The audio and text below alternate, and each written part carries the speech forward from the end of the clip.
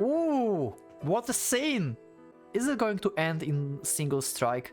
I find it weird that Akane thinks of Igarasu as the enemy. Igarasu, I have a feeling like you are the true villain of the story, you know? I have a feeling like I know what will happen. I called this in the episode 1. That's a lie. I expected this, but this is more brutal and sad than I expected. Hello and welcome, Pocket Watch here, and it seems it's about time for another episode of Hanachirasu, and yeah, I expect this to be the last episode of Hanachirasu actually, because we are so close to the last encounter between Akane and Igarasu, so this episode, or maybe next one, something like that. I mean, it's supposed to be a short story, right? And it's still going and going, something unexpected always happening each time when I think it's over, so maybe I'm wrong, maybe not, who knows. Also, you please let me know in the comments, because I'm not sure how this works. I heard like there's like different endings for Hanachirasu, so does it mean like the endings like with Itsurin, that if you choose like wrongly, or there's something that I have like after replaying the game? So is the ending I get now, is the true ending? Or to get the true ending I need to like replay the game? I kinda don't want to replay the game, to be honest, because it was supposed to be like, you know, additional novel I read, and I didn't plan to like make this like entirely like fully on the channel, but I'm not sure yet, I'm not sure, so let me know in the comments your thoughts about this, and yeah, I will just play the game for now and I'll see what's going to happen next, because I'm still not at the end, but we are soon, probably, so let's do it.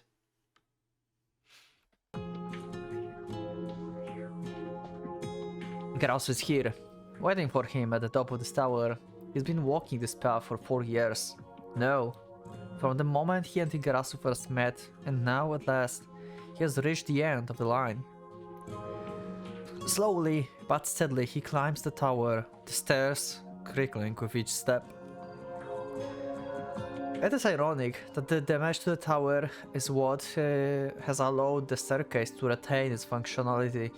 If the walls and ceiling were still the whole, then the until interior would be nearly impossible to navigate. It is thanks to the night lights of Tokyo, shining in through intermediate gaps of the steel and concrete, that he is able to find the way, if only barely. The tower is tall, with many steps to reach the top. A man with weaker legs might well be forced to take the several breaks along the way. Akane does not, but nor does he move with particular haste. The passions that have raged in his heart until now are strangely calm, by no means silent of course, but nor are they conspicuous. Like the rustling of branches in a gentle breeze, his thoughts advance with the same leisure as his stride. The wounds he suffered at the Asaka's hand are not light, and he has not given them sufficient treatment. Neither fact, however, is enough to cause him disquiet. The etching of his cracked ribs tells him that to leave them unattended much longer would be dangerous, but for the moment even his pain is one with his physical harmony. Yeah, Akane will not survive this. I have a feeling like Igarasu will win, just because Akane is wounded from Asaka fight. Sorry, I couldn't see stuff. Okay. Just ahead, the staircase suddenly opens right into the night sky. The section of wall has collapsed completely, giving way to the stars and the moon above. He continues to climb.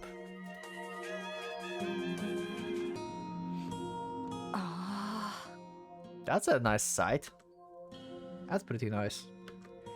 Upon reaching the landing, he cannot help but sigh in a way. Behold, Tokyo is laid out before him in all its glory. The city will never be prized for its orderly layout. It can in fact be likened to bundles of firewood, laid haphazardly at one another, with a coating of shattered glass sprinkled over for the good measure. Buildings sprawled up with a reckless abandon, a glittering array of dense packed weeds. Tokyo was not made to be pleasing to the eye. No one ever deemed beauty of it. From the beginning, Tokyo was built for speed and practicality, and after the wall was completed, it even became a dumping ground for all of Japan's human refuse. And yet, on this night, I kind of find Tokyo beautiful. It is beautiful! It shines majestically beneath the curtain of night, as though in defiance of all that was done and left undone to make it ugly. To come to think of it, this always was an unusual city. In a world where weapons of mass destructions are undeniable, if yet undemonstrated, reality. Here men still do battle with nothing more than blades of forged steel. No one can deny their foolishness, and yet this is that very foolishness that gives the city its glow. There may be no value in it, but there is meaning. Look upon the lights, candles burning the flame of foolish dreams. There has never been a city like this one, and once it fades, as all things must, it's like we'll never be seen again. It is a fleeting illusion, a fantasy given shape and substance by just the right mixture of fate and coincidence, hope and ideal, and a dash, perhaps, of one's love. It had to be here, Akane thinks. In no other place could he and Hanachirasu have fulfilled their purpose, if not for the kindness shown by the gods in allowing this ruined capital to be. Hanachirasu Yoshiya and Takeda Akane would surely become something other than what they are now. The very thought is unbearable. Akane is thankful, though to whom or to what, he's not certain. The sight of the city below fills him with the adoration, an urge to reach out his arms and sweep the buildings and all their people in his embrace. And thus Akane mounts the final step. Yep, and there's Hanachirasu, huh? Oh, here we are. Oh, the music from the main menu. A single beam of moonlight, a single current of fire. And there, in stillness and silence, lies the warrior's final battlefield. There's no ceiling, making this de facto top floor of the tower. That is not always so.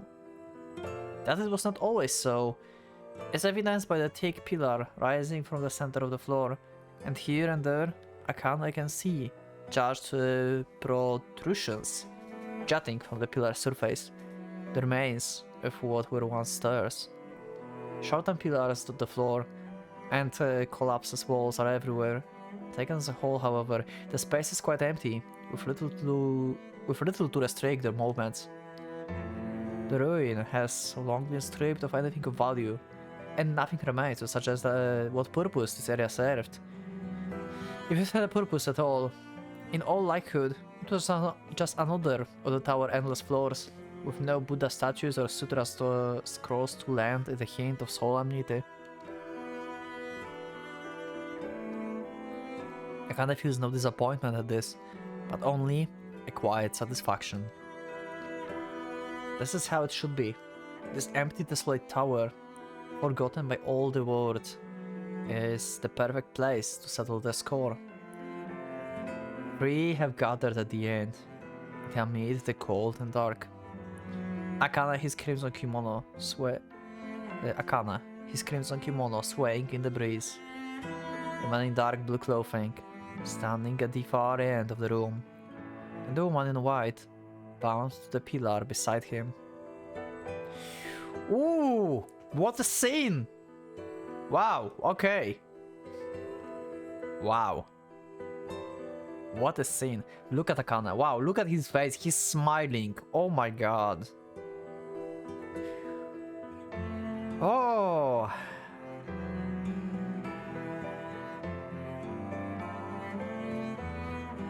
The man's naked blade is poised at the woman's throat.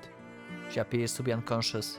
Her head dangling limply with no sign that she's ever felt the steel against her skin. The man too hardly seems to notice the weapon in his own hand, though its rather sharp point remains utterly motionless. His attention is focused on Akane, matching him stare for stare. Igarasu Yoshiya. This is their first meeting in for years. Akane suddenly realized. I mean, you met him in the tunnel in the beginning of the game, I guess. But on the other hand, yeah, he was like in the shadows and you didn't like truly see him, so it's like actually like meeting right now. That this comes to a surprise is perhaps because he has felt Igarasu near ever since the raid of Katsuraba Kyoko compound. Some part of his subconscious must have decided that the words exchanged between them in the dark tunnel were enough to constitute a reunion. Face to face, at last. This is the first time they have seen each other since the flames drove them apart. Igarasu has aged since then, in soul more than in body. He is at the peak of his physical condition, yet the sunken piece of his eyes makes him seem old beyond his years, as though all the suffering he has experienced is gathered within them. What does Akane feel? Seems him so changed. Yeah, it's you, Igarasu. Relief and joy suffuse Akane's being. Ooh, I'm excited. What's going to happen? How is it going to end in single strike? Because we know that the fight can end pretty much in a single strike. That was the case in Muramasa a lot of times. A lot of preparation, a lot of technique. Because sword is deadly. You can end this in one swing. It was not by matching the man's features to those in his memory that he reached this conclusion. What, then, fills him with such confidence? Akane himself does not have a clear answer, but if he were to guess, he would say that the simple fact of that man being here is a proof enough of his identity. Even if the man were truly old and withered, even if he were nothing more than limbless, headless torso, Akane would have named him Igarasu. For Igarasu Yoshiya is the one man alone in all of creation, gonna be facing Akane's now, at this moment, in this place. Akane knows this is the level beyond reason, like the law of the universe, branded on his soul.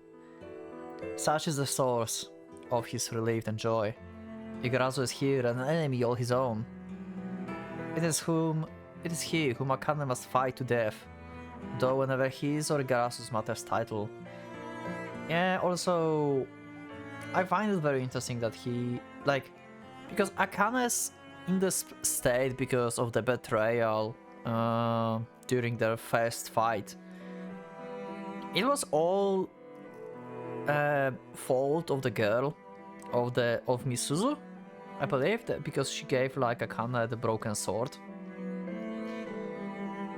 But then why he treats Igarasu as his enemy? It's not like Igarasu planned this.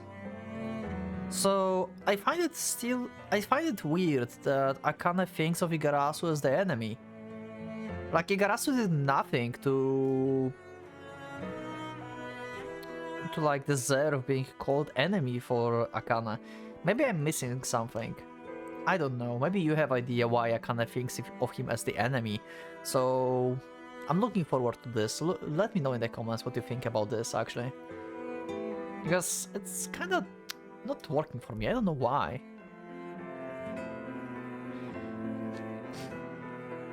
Igarasu is a sword, forced to slay Akane's alone. And Akane too is a sword, forced to slay Igarasu alone. This is their promised ending, the inevitable conclusion to their tale. The moment of fate is at hand. Igarasu feels the same, or is that merely an illusion born of Akane's ego? But if it is, then why does Igarasu not attempt to confirm Akane's identity? Akane's face has changed over these 4 years, if only slightly, and the moon is not so bright as to reveal it in every detail. Does Igarasu too know it in his soul? That only Akane has the right to be here? But no matter his appearance, the man standing before him must be his sworn enemy? If so, then it is no wonder that he does not speak Akane's name, and that the determination in his eyes does not waver. They are joined in their faith, unshakable and absolute. If two men are to do battle this night beneath this moon, here in the edge of the world, they can be none other than Igarasu Yoshiya and Takeda Akane. A gust of wind blows through the tower, and somewhere in the distance, a sharp twang rings out like the sound of a bowstring, perhaps an exposed electrical wire whipping against the concrete. When the lingering echo has faded, Igarasu at least opens his mouth to speak. Okay, what are your first words? Oh yeah, he wants to know. So he have no idea, just like I said. I wonder what will be his response. At first Akane does not answer. He has not failed to understand Igarasu's intent. It is obvious that he is demanding the reason for Akane's treachery. Yep. That, however, is not what has prompted Akane's silence. Seriously, couldn't you come up with a better greeting? He grumps inwardly. He does not expect grandeur proposed from this man, of course, but it would be nice to have at least subject, object, or verb to work with. And besides, how can Igarasu ask that now? If there was even a time for questions, it was that day 4 years ago. Yep, pretty much. Like, you should ask that 4 years ago, not just attack him because you saw him killing Misuzu. I mean, it's like the first thing you would think of, right? Like, attack the murderer without thinking much because, well, he attacked. But still, you didn't know reason, and knowing the reason now will change nothing. It would I expect the reason to make Igarasu even angrier, to be honest, because Akane killed the person he loved just for the sake of broken sword. But Igarasu did not ask then, nor gave voice to anything more than the murderous roar before falling upon Akane with drawn blade. The only thing that mattered was the gruesome scene laid out before him, the unable truth of Akane's deeds, and not what had transpired before. He was right, nothing else mattered. There was nothing to ask then, and there's nothing to ask now. Yeah, of course. Akane smiles, asking this question that needs no asking. Could that not be Igarasu's way of saying hello? In which case, it is only proper for Akane to respond with sincerity. Just a few moments to form the sentence in his head, Akane speaks his heart. 答える前に教えてくれ。何をだ。どう答えたら、お前は俺を許す? Yeah, nothing. Nothing changes. どう答えたら戦う気をなくす? そいつをあらかじめ教えといてくれよ。Yeah. それだけは言わないようにするからさ。Okay. 獣め。Akane looks away. His smile now gone. He directs his gaze to the third party present, the woman tied with the rope to a half-collapsed pillar. Even with the vision hiding her face, it's obvious at glance that her condition is dire. He can hear the feeble sound of her lungs drawing what could be very well be their last grabs of air. The treatment to which Igarasu has subjected her was far too cruel for a woman already on her deathbed. Yeah, that's why I don't feel like... Igarasu, that's kinda hard. Following Akane's gaze, Igarasu turns to look at his prisoner for the first time since the exchange began. 東京に姉がいたのだ。少し驚いたが、思えば互いに家族や故郷の話など。彼女をどうするつもりだ? Igarasu does not answer. A flash of steel, and his blade slides back into its sheath with a sharp clack. 俺が切らねばならないのは貴様だ。His voice is cold and hard, like the Arctic tundra. His eyes closed as if talking only to 貴 himself. 様を苦しめるためだけにこの女を殺すなら、俺は貴様と同列に落ちよう。 Well, you're pretty much murdering her in painful death right now, so I would say you are even worse than Akane, because he at least killed, like, your basically family, like, without pain. You're just torturing his sister right now. そうか。 Something's coming. Standing side by side, the man in the blue and woman in white form a strange harmony. But if Akane looks weird, but Akane looks wider. Setting them against the surrounding scenery, you cannot help but feel that there's something wrong with this picture. It seems out of place, even Igarasu, whom he knows belongs here. The anomaly itself does not disturb him, and yet something is coming. Something undeniably human, yet beyond mortal ken. A sixth sense that speaks directly to man's heart is warning Akane of its approach. Okay, what's happening? He can feel it widening. The fissure.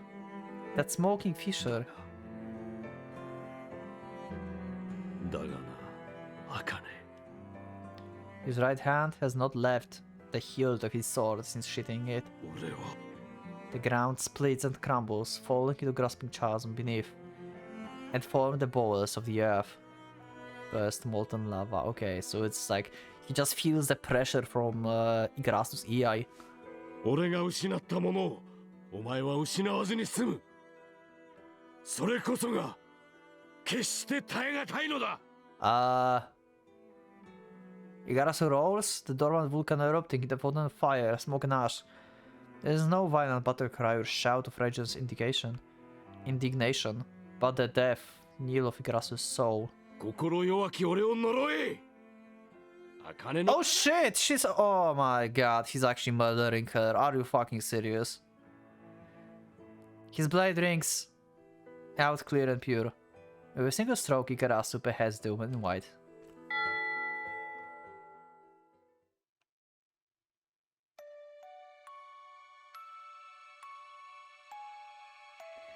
I hate you, Igarasu. Holy fuck. Wow. Are you serious?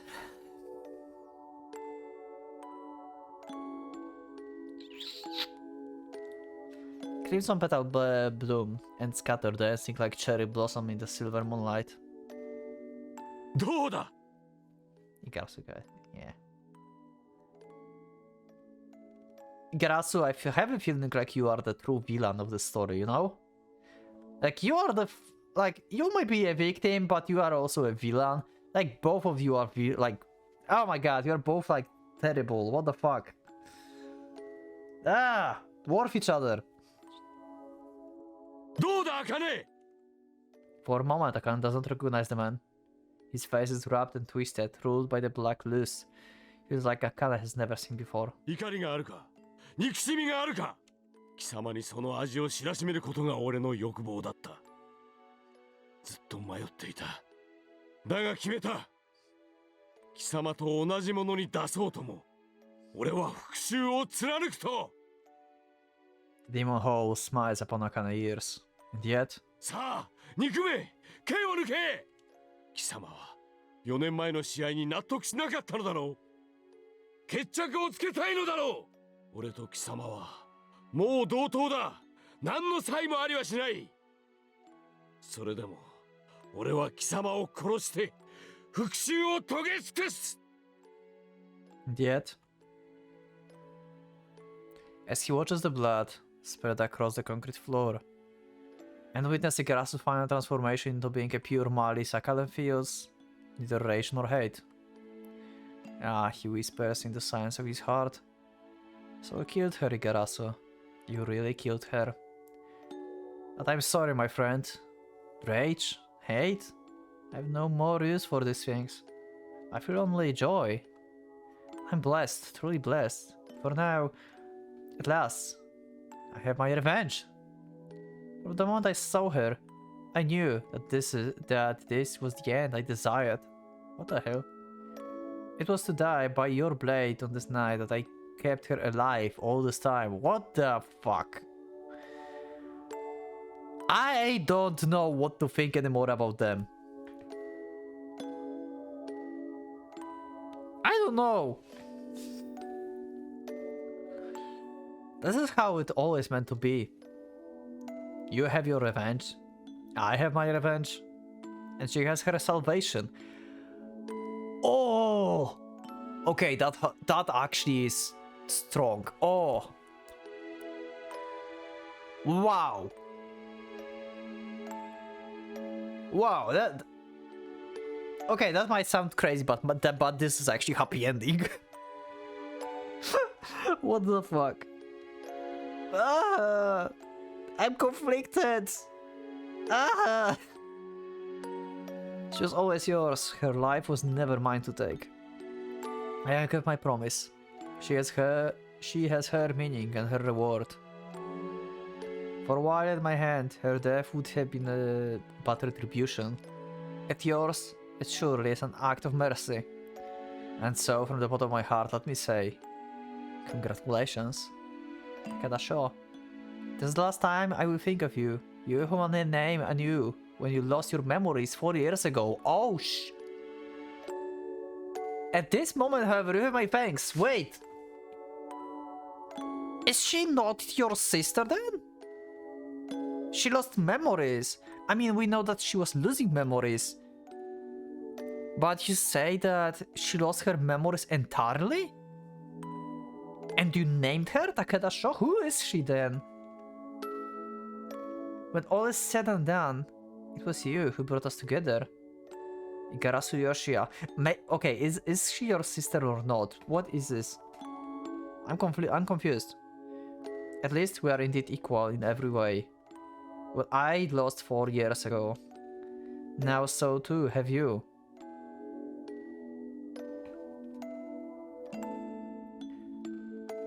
What? What I lost? Akane's lost 4 years ago and now Hanachirasu lost it? But it's Hanachirasu who lost a person he loved. I guess Akane too? What?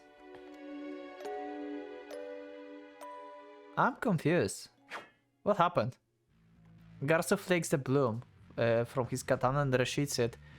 Needless to say, his stance denotes not forgiveness nor surrender, but readiness for the battle as he demonstrated so brutally just a moment ago. The same is true of the backward leap he takes to open the range to about 10 meters. What was that scene? What do... Okay, I have a feeling like I'm not saying something. What did I miss? I have a feeling like I'm not realizing something. In response, Akane drew his weapon. It would be suicide to face Hanachirasu in the contents of EI. Raising his left foot forward, he raises his blade above the right shoulder.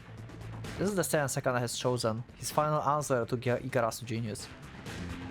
Karu no Ryu Ishashi.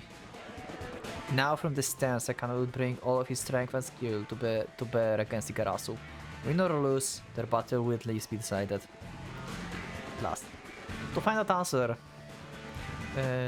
has been the purpose of Akane's existence. Indeed, the very reason he was born. No doubt, it is utter foolishness for a man to decide the meaning of his life before the sand on an hourglass is even half fallen. But Akane has done so, and he has no regrets. Hanachirasu was his idol. His swordsmanship was Akane's one true love.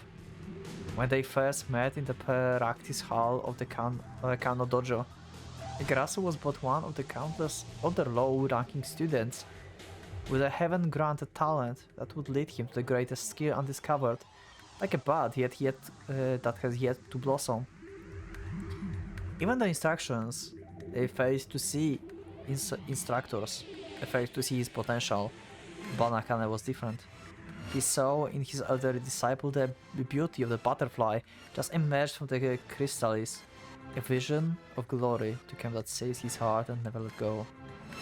The revelation drove Akana to train with a madman's zeal, even ever harder, ever longer. He had no desire to emulate Igarasu, nor was he jealous of Igarasu's gifts. Akana saw his own way of the sword, knowing that Igarasu would do the same, and dreaming of the day that they might pit their unique techniques against each other in the ultimate contest of strength, spirit, and skill. Yeah, I have a feeling like Igarasu have like advantage. Like Igarasu Makan have advantage over Akana's Makan. I have a feeling like Igarasu will win. Or it will be a draw. And at last, that dream has come to pass. The path behind him is paved with blood and the bone. The lifeless bodies of the man and woman he sacrificed to reach this cursed, forgotten tower. Their vengeful ghosts are no doubt eagerly waiting his plunge into the hell. Why it sounds like Kageaki's description. Now, at this moment, Akana is the happiest man in the world. Okay. Igarasu, meanwhile, is in a way of his own composure. The inferno of rage and hate that roasted his soul for the last 4 years is gone, vanished only for a moment. No, not gone. It merely felt silent, suppressed, or rather assimilated into a far stronger, far simpler emotion. The lust for battle. Perhaps a thought rise unbidden. Perhaps this was always destined to happen. Perhaps Akane's betrayal was only the excuse. Such is the icy calm with which he finds himself facing his nemesis. Like a cold, distant observer, Igarasu Yoshiya watches himself ready for the battle. He explodes into motion. Okay, let's do it. Let's do it! One final exchange. Maken versus Maken. One exchange. Akane tells himself as the Azure Wolf bears down upon him. One exchange will decide this battle. Against a lesser opponent, Akane might be able to win even after falling with his first attack, but Igarasu is not so forgiving. There will be no second chance. One strike, one kill. This is what he must accomplish. To do so, he has first to correctly gauge the enemy approach and spot the precise timing with which to attack. And that is the aggressive challenge of all. Yep. Igarasu's speed and stride change from step to step, ever shifting yet never breaking the charge. Yep, that's his Maken. You cannot predict his like range or anything. Can Akane read the range and seize and size the moment of certain victory?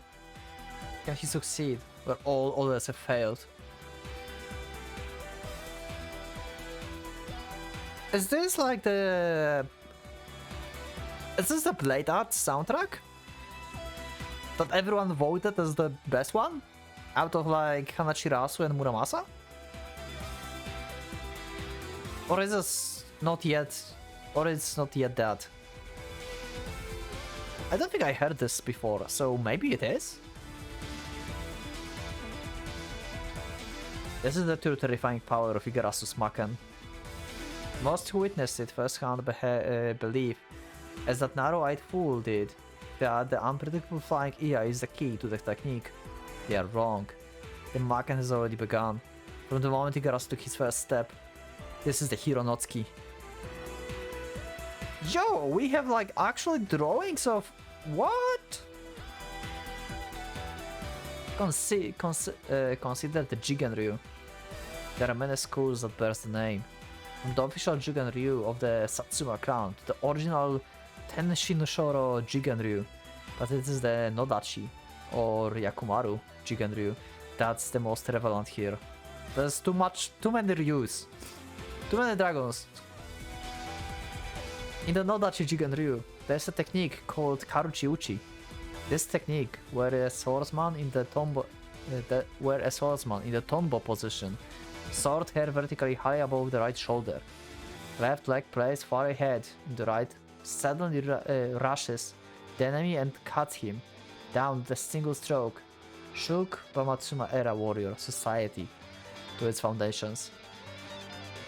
Wielded mostly by rank and file Satsuma clan soldiers, Kakari Uchi saw countless swordsmen of rival schools amid the unbridled chaos of the Meiji Revolution, and was feared as one of the most powerful techniques of its age.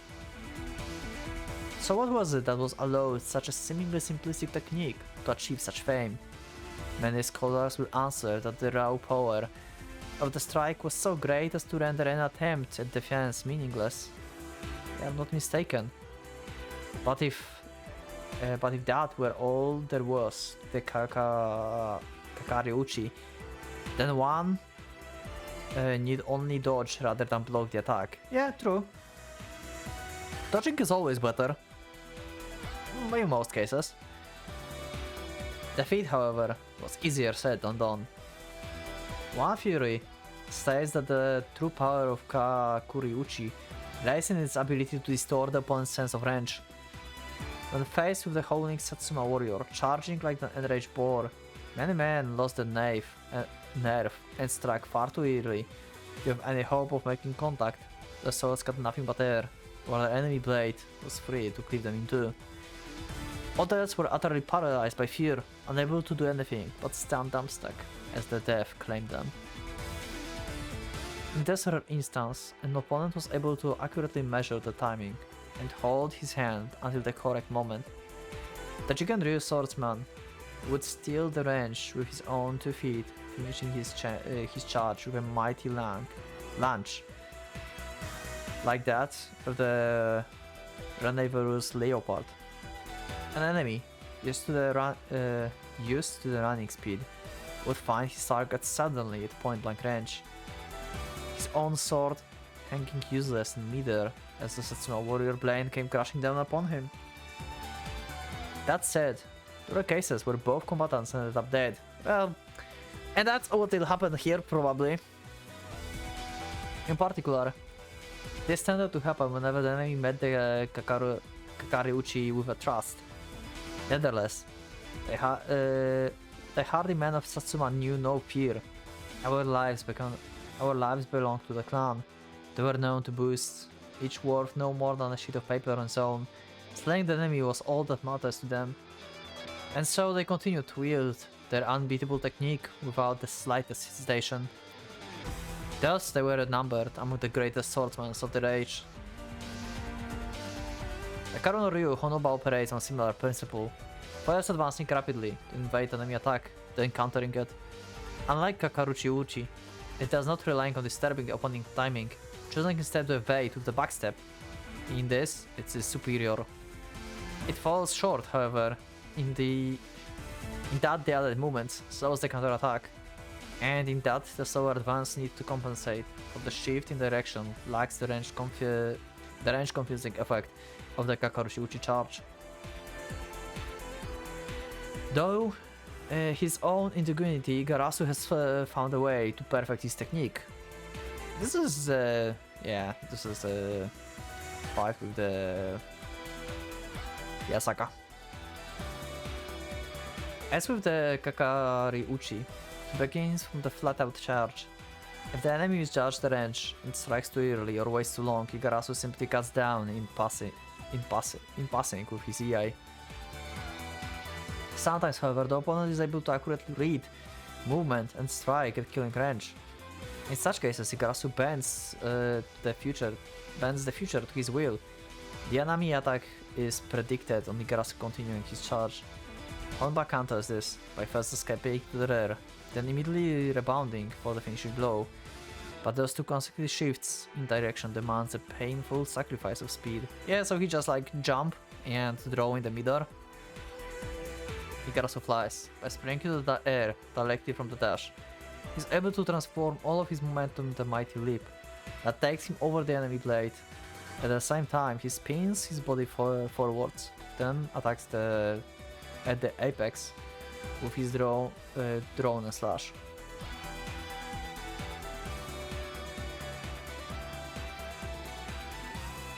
In The inherent unpredictability of an EA strike is compounded by the unexpected nature of the meter attack, making it all but impossible to read and counter his slash. But what if the enemy does not strike, and instead steals himself for the Igarasu attack and hope to take Gono-sen? Why Igarasu will give his opponent exactly what he wants. Recall, however, that to take Gono-sen, one must first evade, deflect or otherwise neutralize his enemy attack. But is this truly possible against Igarasu's EI, against a sword that can come from anywhere and strikes with a terrible godlike speed? Yeah, that's a question. Because if the slash is coming from the full sprint, it's not feasible to escape to the rear. What then of Igarasu's left side? As all swordsmen know, a sword carried on the left hip and drawn to the right cannot immediately attack the left side. Therein lies EI weakness. Some may think encircle to the left and expecting to victory. Such fools have solely underestimated the art. They must pay for it with their lives.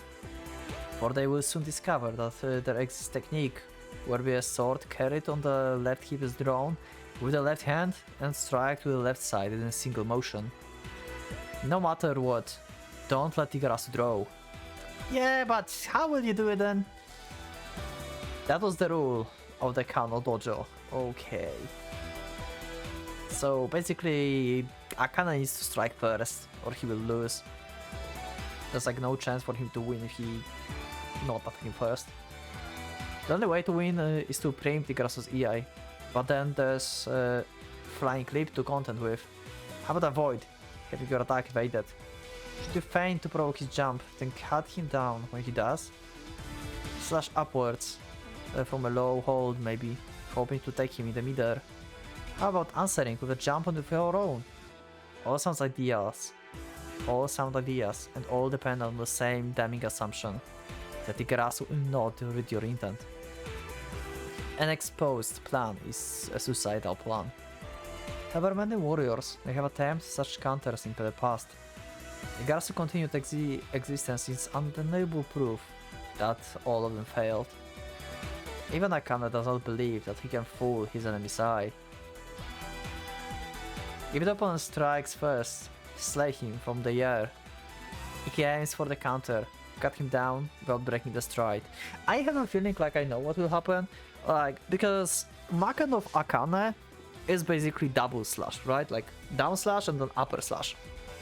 So he can attack before Igarasu gets into his range, and this way Igarasu will be like, yeah, he just wasted his opportunity. Like I disturbed his range perception and he attacked, and he will not expect to Akane to pull off the really fast upward slash. That may work on Igarasu actually, because this is Maken, so no one else attempt this against Igarasu, so Igarasu have no idea what to expect. Basically, first attack of Akane should be the bait, and then his upper slash is like the true attack. I think that's what's going to happen. This is a technique devised by Igarasu Yoshia, a swordsman unwilling to let already secure status as the greatest EA practitioner of his generation keep him from striving towards even greater heights. To execute it requires only Igarasu unparalleled genius and inhuman talent, rigorous training, hard-won experience, indomitable spirit, dauntless courage, love of life. These are the source of the most warrior strength, but none of them is needed here. It is a program, no more nor less, designed to coldly process any situation produce victory. The nature of the opponent is irrelevant, mighty warrior and feeble child are equally powerless before it. Such is the Hironotsuki, the ultimate expression of Igarasu's swordsmanship. The glorious future that the young Akane glimpsed when no one else could. It is Maken, invincible. Or nearly invincible.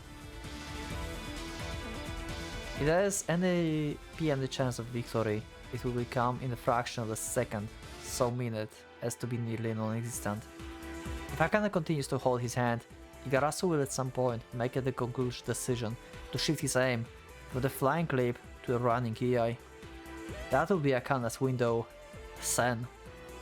If Akane can take Sen with perfect timing, then Igarasu will be helpless to resist. He will have already abandoned flight, and the speed of his charge will not allow him to jump back in time. Moreover, a naked blade has a fundamental advantage over one that's still in sheath. Even if Igarasu drowns without hesitation, Akane's strike will land first. Are you sure? If Akane takes Zen, victor as he is. But will he truly be able to spot that single moment of vulnerability? Akane opens his eyes wider, straining to catch Igarasu's every movement, and determined not to close them until victory is his. Should he be the one to die this day, Igarasu will surely shoot them for him.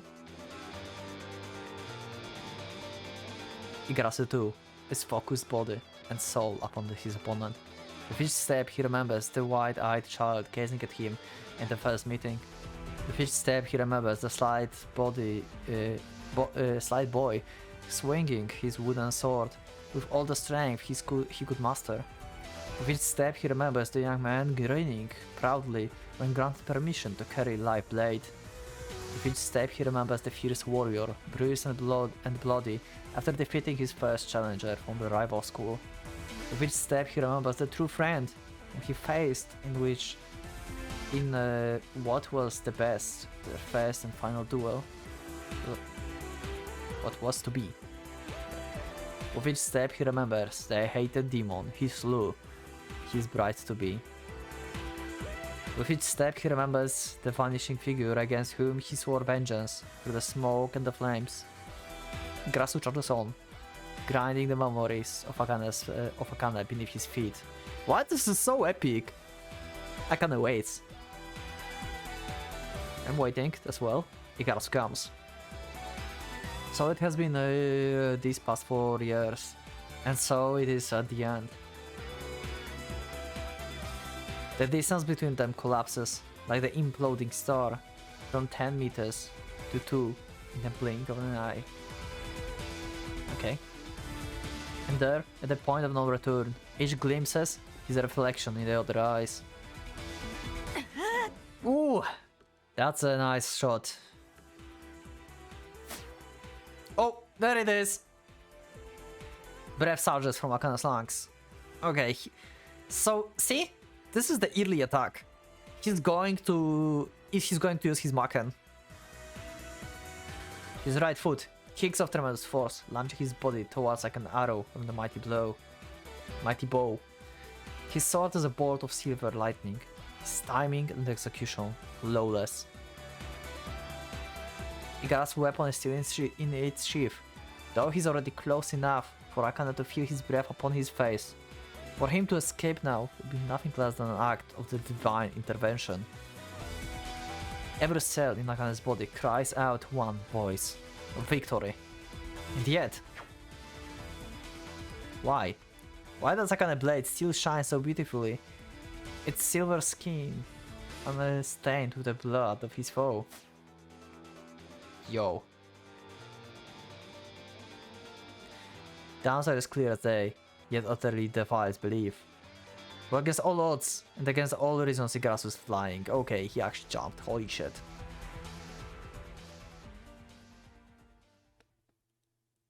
And?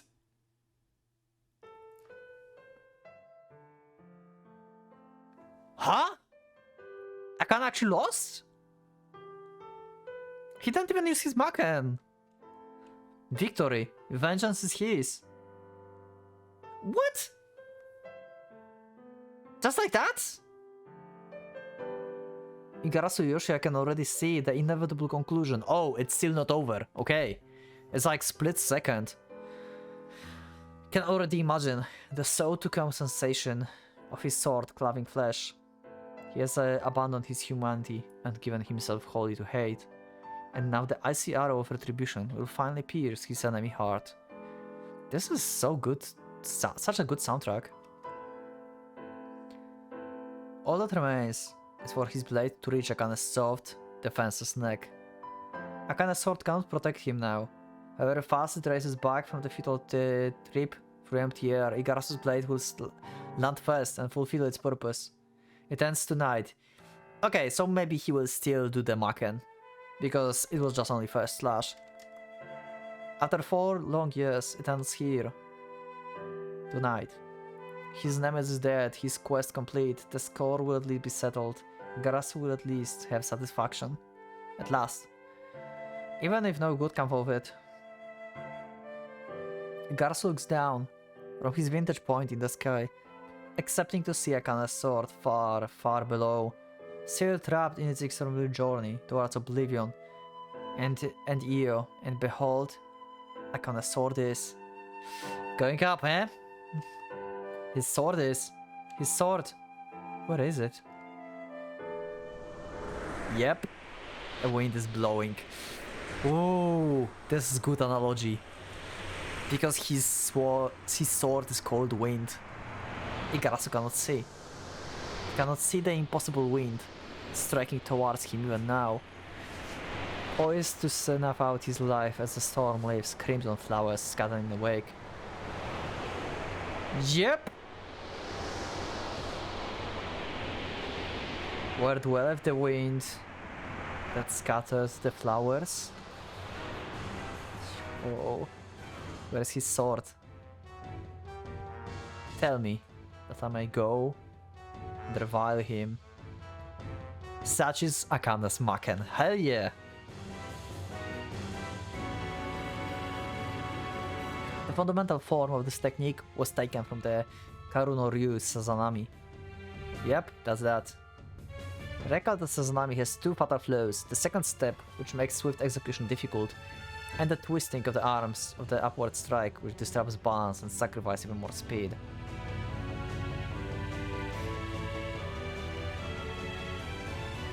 Muramasa backgrounds are back. Akane Maken solves the first problem by eliminating the second step. Without it, however, the return stroke will only have the strength of the arms behind it. Such weak swordsmanship has no place on the battlefield. The Karuno Ryu teaches that in order to kill a man with a single stroke, the sword must have the full power of the body behind it. To accomplish this, the legs and hips are employed to shift the body weight down and forwards. But if the enemy is flying and using his own weight, then you don't need your own weight. Because your enemy have the weight and speed, so we just use it against them. The arms should be considered merely a conduit for this energy. Any tension during the strike risks throwing the body off balance and disturbing the angle of attack, and also carries a heavy cost in stamina. Nothing good can come of it, which is why the first thing new initiates into the Karuno Ryu learn is how to relax their arms. Yeah, we learned that. We know that. So how to address this conflict? As with the original Sazanami, Akane generates the energy for the first slash by launching the entire body forwards and down. This has the effect of bending his upper body forwards. Yeah? If this attack is dodged, he immediately shifts into the second. This crucial decision must be made at the instant the first strike fails, before his right foot even landed. At that moment, Akane extends his left leg, as he would for the range, masking Kiko, thereby further advancing its body. The advancing force is centered on his hips, which act as the pendulum to his leg's rod. Everything about the hips, however, Akane concentrates on separating the forward motion, as though his upper body were only barely connected to the lower. The natural result of this is to drive his torso upwards rather than downwards. Okay. Consider a stick balanced vertically on your hand. Any deviation from the complete straightness can be corrected by moving your hand towards the direction of the tilt. Akane technique operates on the same principle. Okay, pretty cool. Love it. I miss this. The energy of the rising torso is added to the energy of the advancing hips and legs, and that remains to the all that remains is to complete the first step in and harness the reciprocal energy of the earth. With these three combined, the second strike gains killing force. Thus the first flow is eliminated, and for the second, Akane takes to his hands. Koronoryu prefers soft grip on the sword, as this is seductive to the relaxation of the arms. The right hand is kept especially loose, as it serves only an auxiliary purpose compared to the left, which is the main point of contact between the body and the sword. This acted to his advantage. As soon as the first attack is dodged, Akane rests his sword by tugging lightly with the fingers of his right hand, then turns his left wrist towards, while keeping the right steady. In other words, he rotates the sword 180 degrees, so that is the blade is now facing towards the enemy. I saw this on like some YouTube video. There's a guy on YouTube that like he's like showing like kendo stuff, and he showed something like that, like how to rotate the sword and like sheath it back after the strike, something like that, you know. I saw this, not like recently, like I don't know, like few weeks ago. This has two major benefits. First, there is no need to twist the arms upwards, therefore no danger of losing balance of speed.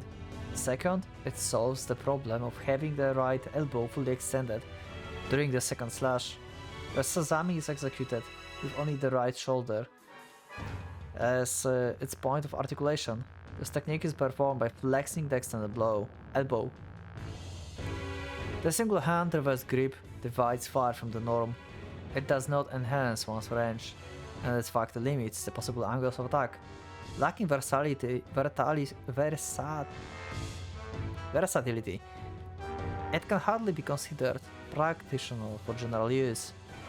But for an upward slash from the forward leaning position, it eliminates all factors that would have kept Akane from using his full speed. In this situation alone, this is absolutely ideal. Yeah, you don't need to move, like change directions. And thus, by these two improvements, the technique achieved perfection. 2 slashes with 1 step, unleashing the space of a single stroke. In the space of a single stroke. This is the ultimate incarnation of Akane's swordsmanship. This is the very same technique which legendary, some might say fictional swordsman realized at the end of his training, and by which he was able to reach martial primacy even among many fierce and terrible warriors of his age. Wait, is it Super Mega Eishi actually? It is Super Mega Eishi, right? It is Super Mega Eishi. I talked about this in the first episode when I was reading this.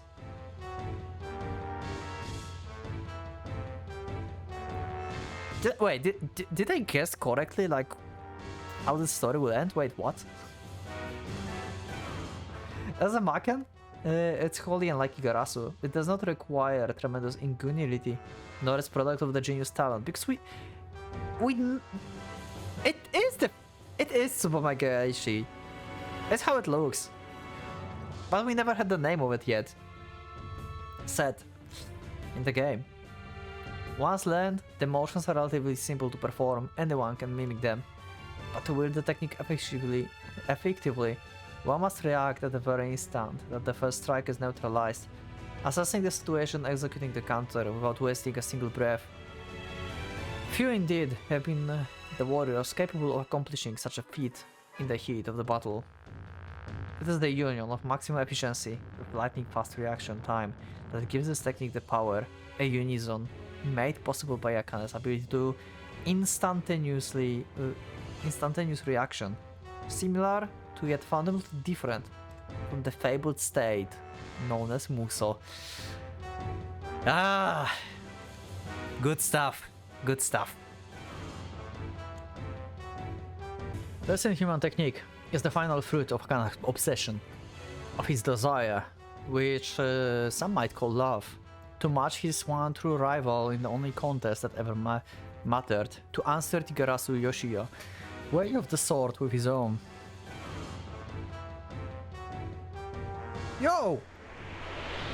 We have actual, like, kind of like animation. I mean, it's not animation, but it's moving. That's cool. See? I called this in the episode 1.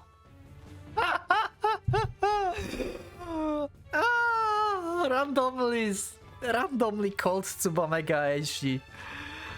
Oh, holy shit.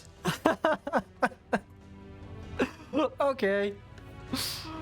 Okay.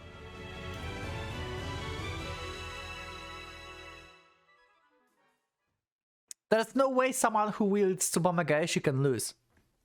That's the principle.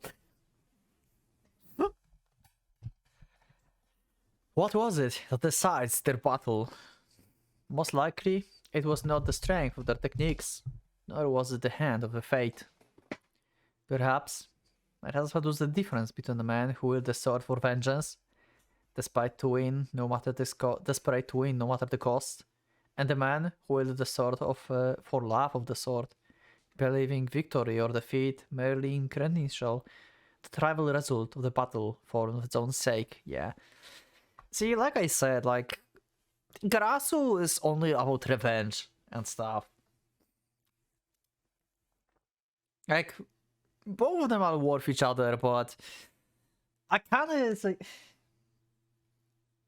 Akane is bad like Hanachirasu, but he's not that bad. He's neutral, kind of, somehow. Hard to say. Perhaps that was all that separated them. But no, such questions are meaningless. Surely there was nothing separating them at the end. Only the toss of the coin to determine the victor.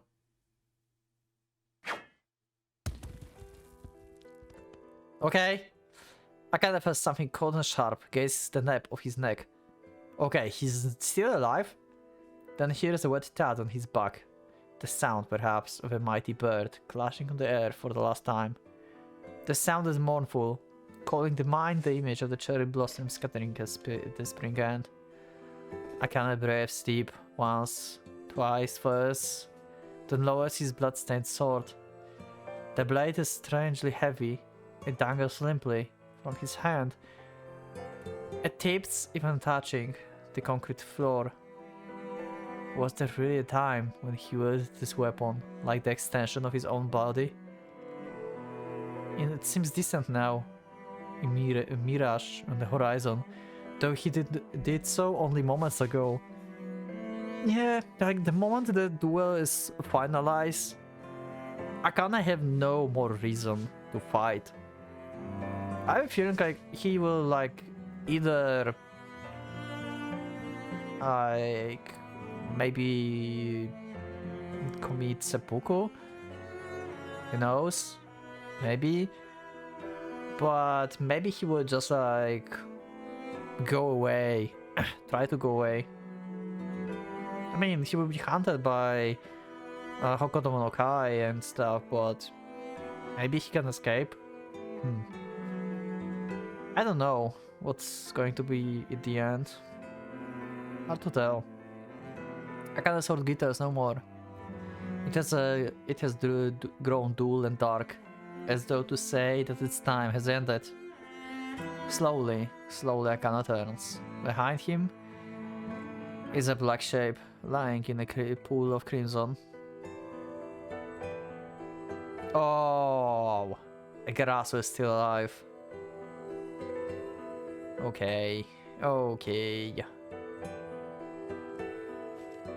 His breath comes in short, wheezing gasp, the sound of air escaping from turned lungs. Ooh, his lungs are gone. Oh my god, this is painful. Oof. I don't think I ever saw a description like this. Like breathing and having the sound of the like air just escaping through like open lungs. I don't think I ever had this before. And yet his eyes move. Yeah, he still wants to know. Looking up at Akane for the last time, Hanachirasu repeats once more the question he asked for the battle outset. His voice is choked whisper. Akane has to strain to make out the word. Even so, something in it tells him that to lie now would be unforgivable. Yeah. Tell him the truth. It's the last thing. 聞くことかよ。俺はお前に嫉妬した。試合に勝ったお前が手に入れるはずだったものを全てぶち壊してやりたくて、俺は彼女を殺したんだ。Really? That's a lie. クズ。Really? That's how you're going to say bye to Igarasu? God damn it. Ah! He lied at the end. That's a lie. And Igarasu Yoshida speaks no more. Akane walks to the central pillar and frees the corpse tied there. The woman's body is light as a feather. He carries her to the fallen foe's side and lays her beside him. The moon bathes him in the silver flame, a funeral pyre to make their passing. Why? He does not voice his farewell, only speaks it in the confines of his heart. Then Akane turns his back to them and walks away. With slow, plodding gait, he searches for the standing wall, something to separate him from the bodies. After a few steps, he finds the perfect place and sits. Now he's truly alone. Is he going to? From this vantage point, he can see once more a city laid out before him in all splendor. The lights glitter and twinkle in dazzling array. A soundless orchestra playing a lively, cheerful tune. For an instant, as he sheathes his sword, the blade catches the light and shimmers with all corners of the rainbow. He's going to actually... Oh my god, really? Okay, so this is the most... Like, this is the first idea I had also, like, for... Like, how Akane will... What Akane will do after he wins. Okay. The magnificent sight calls to mind the memory of a long ago. Once, when he was but a child, he begged his parents until they bought him a little toy car, modeled after an amusement park attraction. The car was backed with the lights of many colors that would flash and off on the road along. It did not take long for the cheap bulbs to burn out, but even now, the memory of those lights is still fresh in his mind. Ah, so that's why the city lights seem so familiar. These lights were so beautiful. He recalls while gazing at the city below. This is not a new sentiment, but merely an old one illy remembered. This is the only thing it can be, for Akane no longer feels an emotion at all. His heart is as silent and still as frozen lake. And no wonder. He has taken everything that life could possibly offer. He has no regrets, no attachments to the world. In the whole of creation, there's nothing that can move him now. All that he ever wanted is his, savagely plunged with the blade and betrayal. So look now upon this man, and know that he's complete. One by one, he undoes the buttons of his shirt, exposing his chest to the cold night air. Yep! Okay, I was right. Something white and rectangular falls from his white waistband. A folded cloth he brought with him from the hospital. He catches it before it touched the floor. One more time, he takes up his sword and slides it halfway from his sheath, locating the area about 30 centimeters down from the tip. Down from the tip. He then begins to wind the cloth around the blade. Why you need to clove the blade? This task is harder than he expected. He proceeds slowly, taking care not to cut the cloth until finally completing the 10th wrapping. Is this some kind of like ceremony before seppuku or something? Why you do that? What does it achieve? With his right hand, he grips the blade around the cloth and draws it fully from its sheath. Okay. He lets the tension drain from his body, making it soft and ready.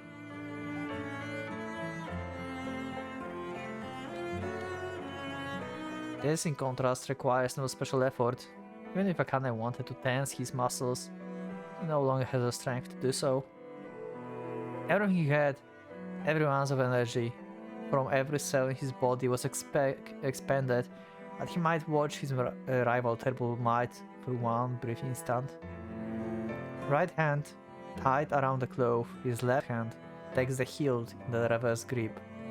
Oh, that's why you use the cloth, to not cut your hand, to like, you know, not damage the body and just hold it like that for the cloth and the hilt. Okay. So this is actually kind of like I mean, this whole thing is like the ceremony, we could say, right? Like quote ceremony, you know. So basically, you don't want to damage your body unnecessary, and just, I guess, pridefully or shamefully, it depends, take your life. God damn it. Hidden rests the point of the blade, just below his solar plexus, edge facing down. He inhales deeply, sucking his stomach muscles into the abdominal cavity. A brief pause, and then he exhales, sharp and swift, pushing his abdominals out as he does. The sword tip pierces his flesh. Oh, I feel pain. Oh no. A numbness begins to spread outwards from his stomach. He looks down at the length of the steel buried in his body. Only 1.5 centimeters. Too shallow. Oh my god. He didn't do it in the first try.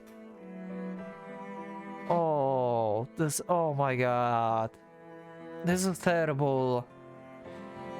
Holding the sword steady, he focuses his remaining strength into the abdominal muscles.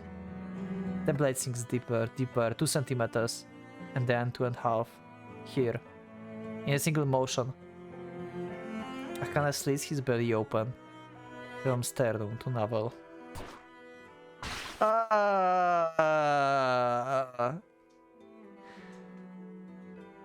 Blood gushes forth in a crimson spray as the pain assaults his senses, threatening to overwhelm him.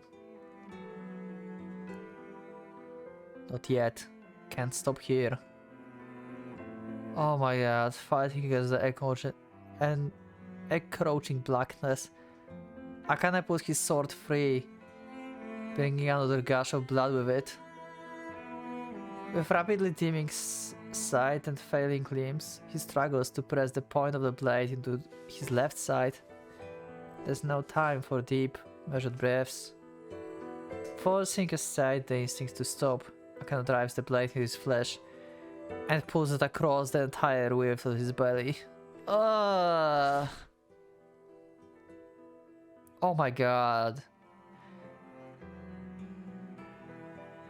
The world goes dark, then explodes in the flashes of blinding light.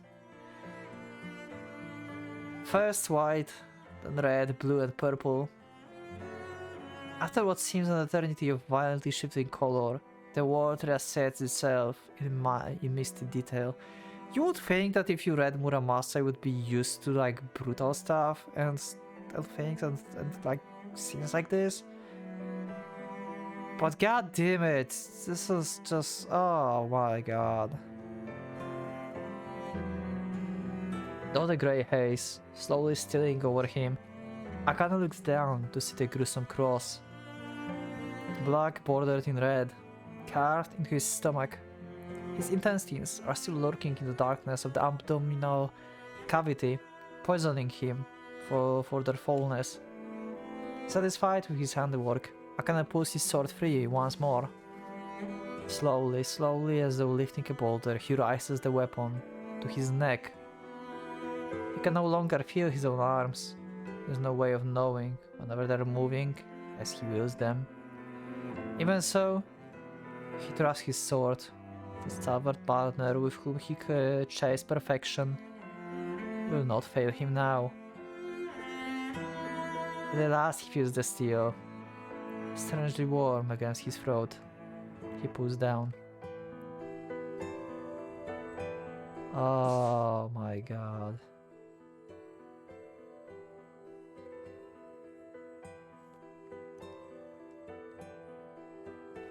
Oh my god.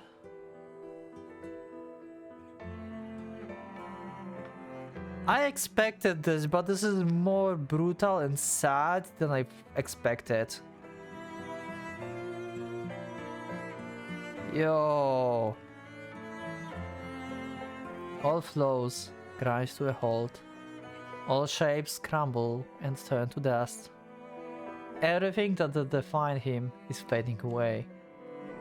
The battle lust that burned him, the illnessness that blinded him, the madness that seized him, the ecstasy that filled him, the obsession that ruled him, the art that enthralled him, and the dream, the one supreme dream that led him.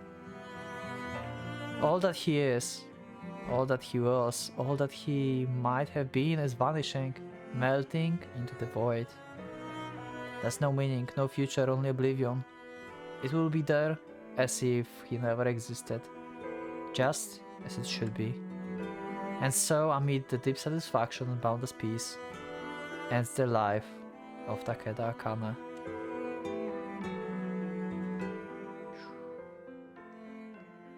Wow, what an end. That was far more brutal than I expected of the ending.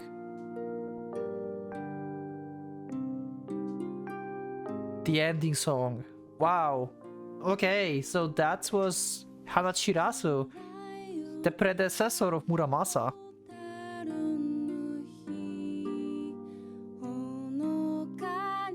This song is perfect for this ending. Okay, I wouldn't put anything else after this. That was a brutal, scary, sad ending. And also a bit happy as well. Because that was the end of their struggles. It's hard to describe. Like, it's hard to see the happy ending in this. But it kinda is. Wow. I'm glad I read this. I'm really glad. Might be not the best welcomed on the channel. But I really enjoyed that. I really did. Oh my god. ATK. That's the artist. He also made the stuff for Muramasa. I don't know, let me know in the comments what do you think of this ending. I think like it's the only way that the story could end. I just don't see Akane just leaving after this. I have a feeling like if the Igarasu would win, he would do the same.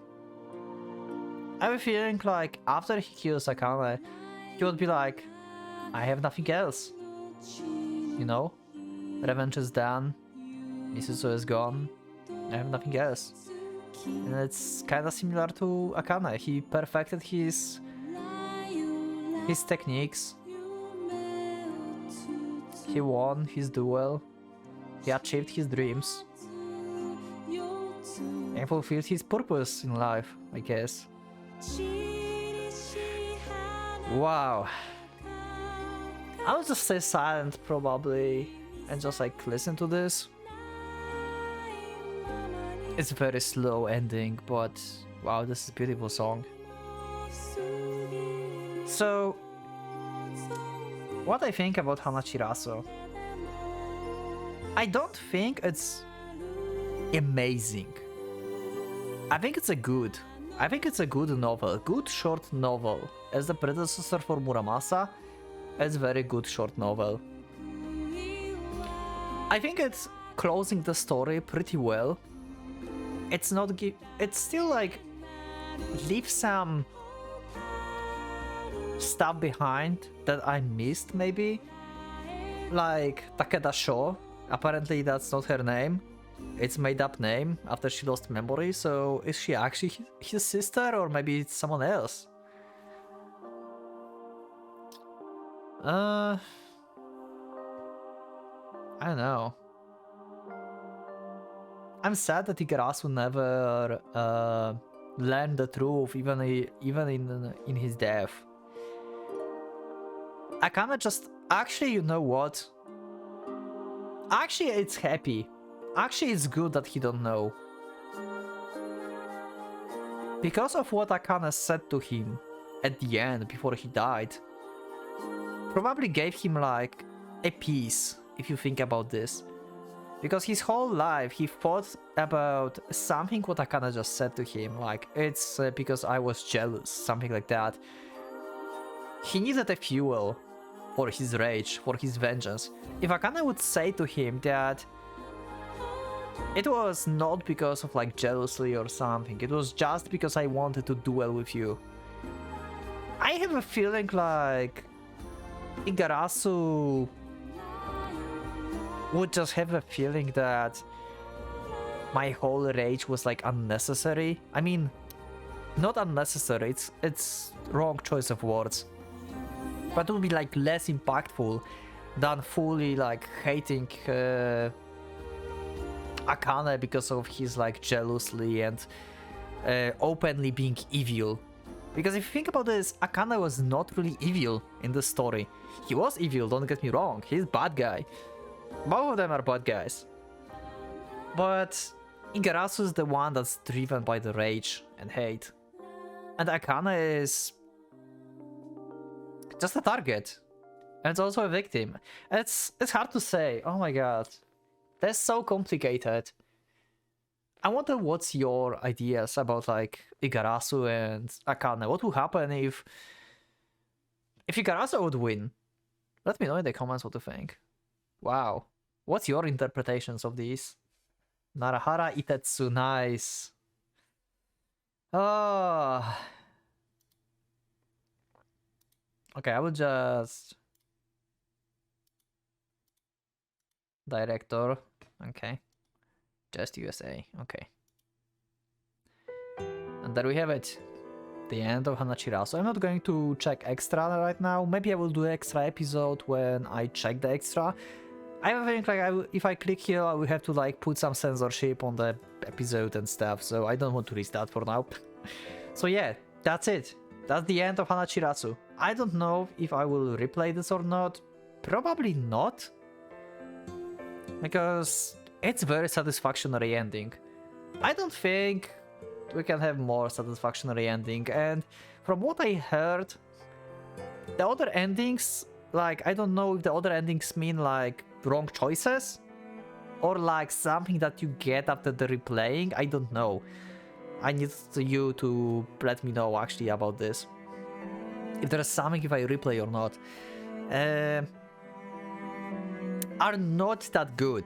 I have a feeling I heard that the first ending, so this one probably, is like the best, and the others are like eh. That's what I heard, so let me know in the comments what you think, and I'll see you on the other series on the channel. Currently I'm playing Desire, which is the replacement for Muramasa. It won the pool, so I hope I will see you there as well. And yeah, thank you for recommending Hanachirasu to me. I really enjoyed that. Hope you did as well. So thank you for being with me for this whole story of amazing Hanachirasu. It was very nice. And yeah, I will see you in the next one. So leave a like if you liked the story, dislike if you dislike it, subscribe if you're not subscribed, check my Discord if you want to. You can also support me by becoming a member. So yeah, thank you once again everyone, and for the Pocket Watch. is going out.